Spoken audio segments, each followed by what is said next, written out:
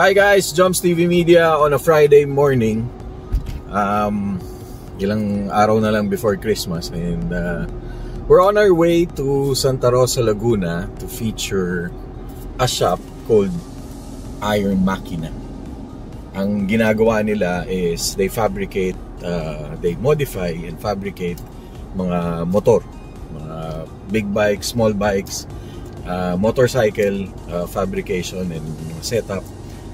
Ayun, ganda, galing. Salamat sa Iron Makina na pagbigyan nila tayo to feature them on our YouTube channel and Facebook here on a Friday, beautiful morning. Alright, guys, samahan nyo ako. Tara, let's go!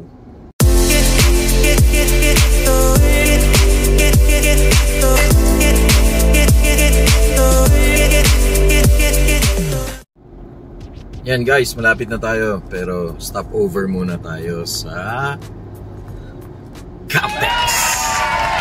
Yan. Kumuha na rin.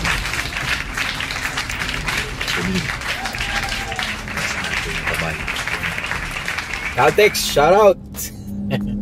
Baka naman fuel your drive. Guys, yan. Kasama natin si Kuya of Caltex S-Lex. Yan, si Sir Arjun. Sir, pa-gas tayo. Guys, shoutout ko lang mga taga GoTime. Ito, it's a card na pwede nyo magamit for Caltex and other sa groceries nyo for sa Robinsons. Yan, GoTime! Shoutout. Yan, we're here. Santa Rosa, Laguna. Ganda. Ganda pag maraming mga puno. Ganda oh. Parang nasa ibang bansa. Okay. Yan. Malapit na tayo.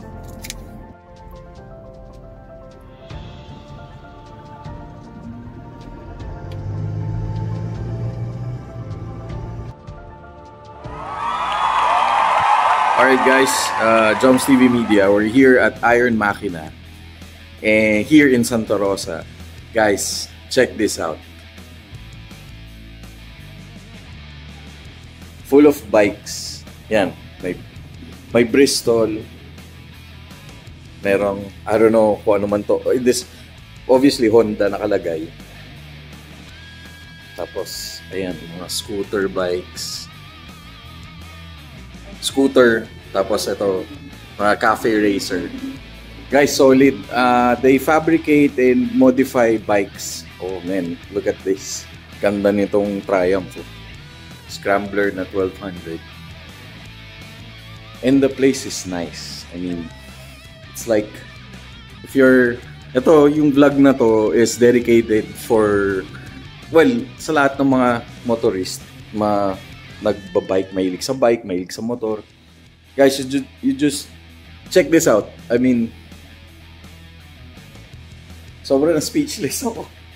Para ako nasa paradise of bikes na kakaiba. Guys, tingnan nyo. Mamaya, makausap natin si Sir Paul. Siya yung owner nito. This shop. Ayun, mamaya.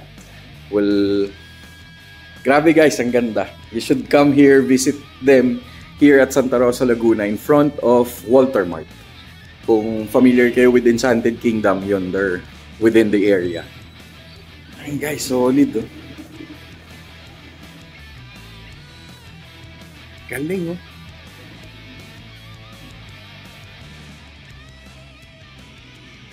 Of course, drink good beer with good friends. That's Kuya. Okay. Guys, Iron Makina, we're here at their work area nila. Yan, so they have 3 days, so yan, no? So dyan, kinakasa yung mga motor, dyan kino-customize, dyan inaayos lahat, everything. Ayun guys, so, ayun, no? Tapat lang ng Walter Mart Santa Rosa. Shoutout sa Walter Mart. So guys, grabe, galing. Galing, ganda nung kanilang workplace. Imagine, meron ganito sa Santa Rosa, Laguna. Nakakagulat. Okay, Iron Makina here at Santa Rosa, Laguna. Joms TV Media. Guys, eto, feature naman natin, papakita natin yung kanilang mga awards na napalalunan on different show, different cars. Oh guys, oh. Grabe guys, oh. So, Autofest, Motobuild Pilipinas. So for sure, dun sa mga mahilig sa two wheels at balak mag two wheels, ito guys, this is the place to be. Dito pumunta kayo because they're going to create your bike depending dun sa gusto nyo. Kasi they do custom, they do fabrication and all. Mamaya makausap natin si Sir Paul, who's the owner. Ayun guys, eh. Okay, solid. Joms TV Media, Iron Makina. Guys, Joms TV Media, we're here with Sir Patrick. He's one of the mechanic. Tama? Sir Patrick, kamusta? Yan. Good morning, kamusta? Thank you for salamat sa pagpapatuloy mo sa amin dito sa sa Iron Makina, Joms TV Media. Sir, tell us about etong shop. Anong ginagawa nito, sir? Nagpa-fabricate po kami ng mga classic na motors. Okay. So, from scratch, ginagawa po namin siya like older model, like this one. This one po. Pero it's unfinished pa eh. So, ano po? Sir, ito, anong motor to? Kung hindi ako nagkakamali, CD70. Na Honda. Okay. Sir, ito, anong gagawin dito? Kung hindi po ako nagkakamali, scrambler po ata. Scrambler, gagawin scrambler. Grabe guys, abangan natin pag natapos to. Nakaka-excite kasi everything na two wheels nandito. Pero I know, ito, mga na-feature na, well, client nyo ba sila? Yan, of course, sila Mr. Ramon Bautista. Yan, shoutout kay JDM number 1. Miss Beauty po. Si Miss Beauty. Si Miss Ann Curtis po. Si Miss Ann Curtis. Oh, guys, itong, well, yun. Sa mga nagmumotor, no, sir, kilala na to, no? Alam na nila. Yun, and we're fortunate na mapagbigyan na ma-feature sila. Tapos, sir, itong mga motor na to, for sale din. Yung for sale po is ito dalawa. Ito. This is the Mecha Veloci po. TMX 155. TMX 155. Oh. Fabricated po siya as Sprinter po. Sprinter. Yes, po. So, wala po ko idea sa price eh. Si Sir Paul. Oh, si Sir Paul. Anyway, ito, doon sa mga nakapunta na nung during a Makina car show, motor show, yan, nakita na nila to. Yan, finiture lang natin dito sa channel natin. Grabe, ang ganda. Parang hindi ka wala ka sa Philippines eh. This one naman po is ito. Legacy. Legacy, okay. Isa rin po ito sa bike ng Makina po. Champion po siya sa Motobuild po. Motobuild, champion siya. Champion. Guys, champion yan. Yung Voice command po. Sir. Voice command? Yes po. Yung controls niya po ay nasa cellphone po ni Sir po. Okay. Okay, hindi lang mechanical ang ginagawa nila dito, even pati yung, well, technology, of course. Nasa, ayun, sabi nga ni Sir, nasa voice command, nasa phone ni Sir. Grabe. Sir, ikaw, anong main na ginagawa mo? Specialty mo? Fabricator po talaga. Fabricator. Matagal ka na, Sir, nag-fabricate? Yes, mahilig ka sa motor, Sir? Yes po. Ito. Yan. Ito po yung personal bike po. Oh, guys, so, tignan mo yung personal bike ni Sir. Ano ba to? TMX 155. TMX 155. Nakatapos lang po niya. So, grabe guys, parang cafe racer ba to, Sir, ang tawag? Scrambler. Okay, okay.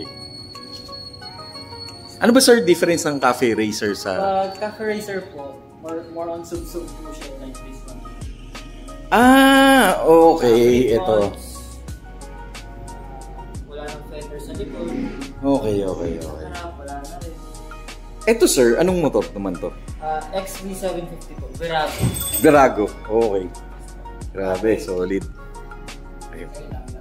Ayan, Sir, may napansin ako. Leo Vince? Ano lang Ano po yan, yun, sir? sir? Sticker lang po. Sticker lang. Opo. Kasi dati po talaga, ang nakalagay dyan is M4. M4. M4 canister po kasi talaga siya.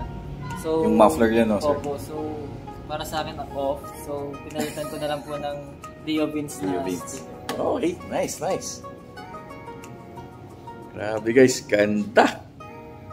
O, dun sa mga mahilig magmotor at mahilig sa two wheels, no, sir? Dito sa Iron Makina, they fabricate and customize bikes, no, sir? Yes, sir. Kahit ano, sir? Kahit pati scooter, sir? Yes, sir. Oh, guys, ito, this is a ADV. Ito naman po personal bike po ni sir. Personal, okay. Itong dalawa po. Ay, itong dalawa. Ano, sir? NMAX ba? Ito po. Saka Motor Star. Ah, Motor Star. Easy Ride. Easy Ride. Grabe guys, oh. Ang sarap interview ni Sir Paul. Paano siya nag-start dito? Yan, mamaya si Sir Paul naman ang kakausapin natin. Medyo busy lang. May ginagawa siya doon. Yun, mamaya pakita natin. Anyway, alam ko sir, busy kayo. Alam ko, busy kayo. Ang dami nyo ginagawa. Baka may gusto kong batiin. Sa girlfriend ko na lang po. Hi, Miss Christine. Ayun. Yan, sipag ni Sir. So, ito, isa sa mga dream bike ko to eh. Yan, Triumph Scrambler. Okay, Sir. Ano sila? Invite mo sila. Saan kayo pwede makita? We are located po sa Santa Rosa, Laguna. In front of Walter Mart Balibago po. Okay, lagay natin yung page somewhere dito sa may upper case. Tsaka pati yung link nila, Facebook, Yes po. Instagram, meron din sir, no? Meron din, okay. TikTok din po. TikTok, o yan. Sir, magti-TikTok ba? Hindi. Okay, thank you very much sir. Maraming salamat and God bless sir. Thank you. Okay guys, Joms TV Media, we're here with Sir Dario Aguilar. Dito pa rin sa Iron Makina Customs here at Santa Rosa, Laguna. Sir, maraming salamat. Pinatuloy mo kami dito sa maganda mong showroom. Yan, si Sir Dario is one of the, ano sir? Fabricator. Ayan sir. Matagal ka na sir nag-fabricate? Since 2018. Ano to sir? Hilig mo? Hindi naman. Pero Hindi na lang ako ni Simon na anong gusto namin na magawa. okay. Kasi nagsara na yung company pinagtatrabaho ko yun. Dire-diretso hanggang sana gusto ko. Nagustuhan mo na? Okay. Okay naman. Mahilig ka sir sa motor? Oo. Okay. So, do what you love, no, sir? Oo. Sir, dito sa mga, tong mga nandito sa motor, ano yung mga nagawa mo na rito? Bali lahat sila. Lahat sila? Pera lang tong yung Triumph. Kasi Triumph. parang usan eh. Okay. So, lahat to, sir, nagawa mo na? Oo. Okay. Ano, sir, ditong pinaka-specialty mo?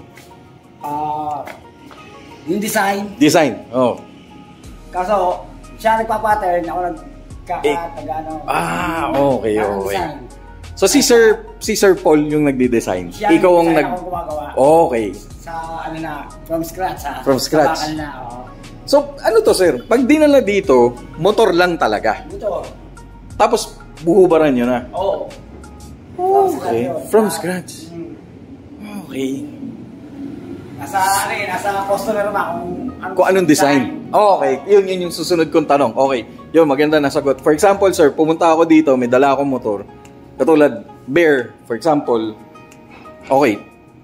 Ano ba alam ko motor? Okay, Harley Davidson. No. Ay, wag na. Basta ganun. Ano yung sir kaya pa i-customize? Depende sa gusto ko. Kung ano gusto mo. Okay. Grabe. Galing. Customer is king. Customer is king. Okay. So guys, ayan, katulad na sinabi namin earlier kanina, kung gusto nyo magkaganito yung itsura ng mga motor nyo, guys, visit their shop. Sobrang galing nila. And I'm proud ako kasi Pinoy made eh. Di ba, sir? Yes. Pag tinignan mo, pag tinignan nyo to, for sure, nakita nyo na to sa mga motor show, parang hindi gawang Pinoy eh. Pero yun yung nakaka-proud. At si Sir, ang isa sa mga dahilan kung bakit ganyan yung mga motor kaganda. Grabe. Ilang years ka na dito, sir? 6. 6 years. Okay. Grabe. Enjoy naman, sir. Oo. So, ang dami mo nahawakan ng motor. Dito nga lang nakikita ko yung hindi ko pa nakikita natin. Okay. Grabe.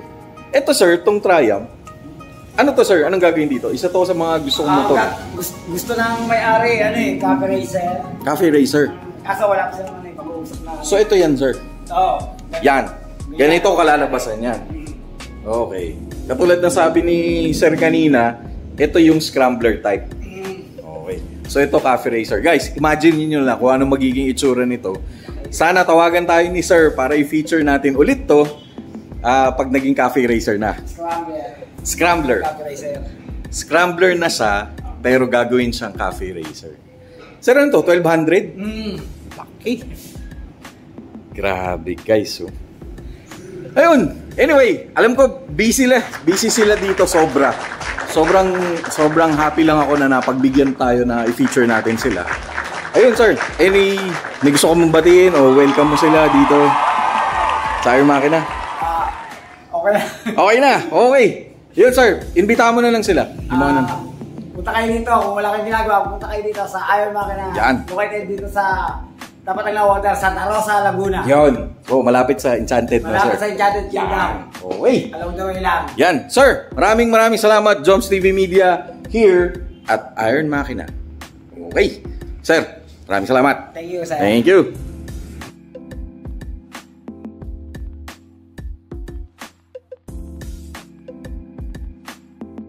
Okay guys, Joms TV Media here still at Iron Makina Custom. Yan, kasama na natin ang owner na si Sir Paul. Sir, good morning. Good morning. Sir, maraming salamat na in-accept mo yung invite ko. Alam ko busy ka with all the clients. Sir, diretso na kita. How did it start? Nag-start kami in 2016, no? So basically, parang naisipan ko lang din talaga siya. I worked for corporate before. And then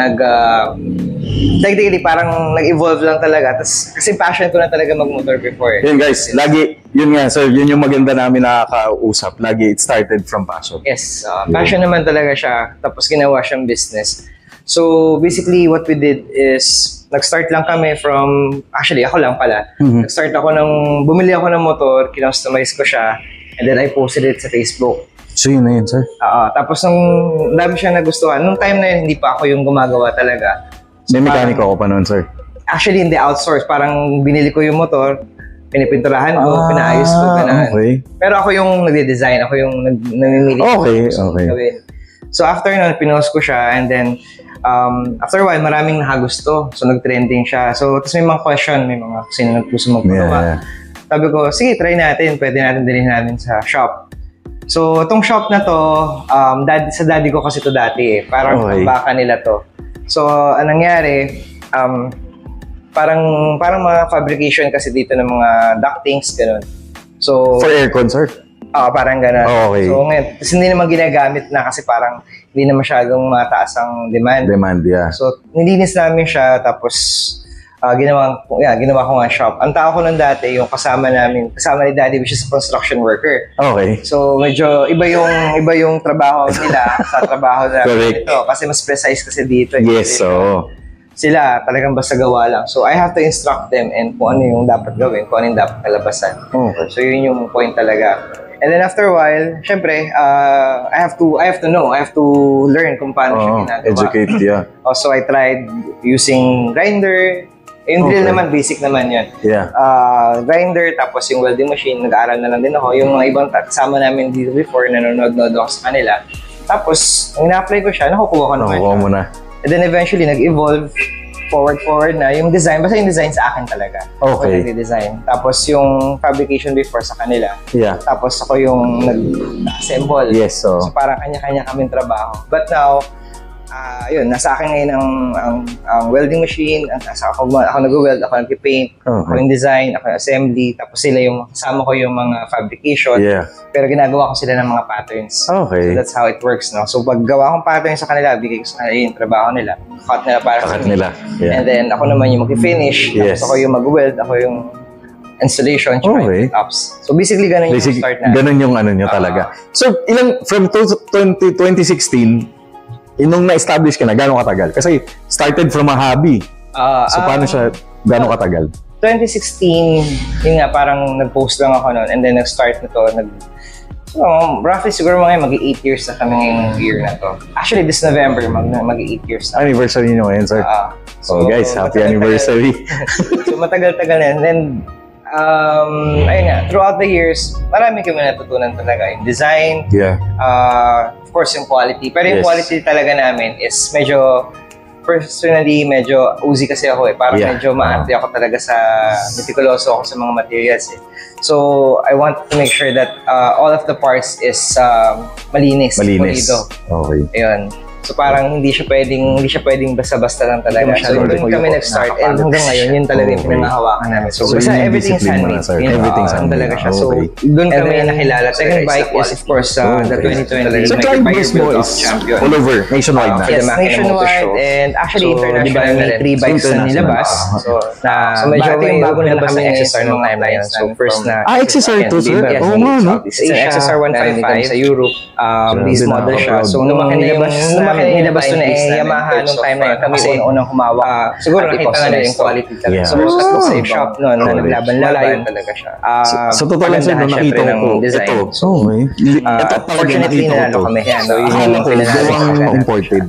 So kagandahan nung sinabi sa akin na ito is future cafe racer, gawang Pinoy, grabe, naging sobrang proud talaga ako. And as we speak, no sir, meron tayong client from Vietnam. Kaya lang, hindi natin pwede i-feature eh. Suspension. So nandito ng isang client namin from Vietnam. So hindi lang talaga namin siya pwede discuss. Yes, so and we have the floating pole as well. So confidential pa talaga yun. So para talaga siyang siguro by next year pa natin siya pwedeng ilabas. Hopefully. Dito sa Pilipinas. And then ilabas natin din.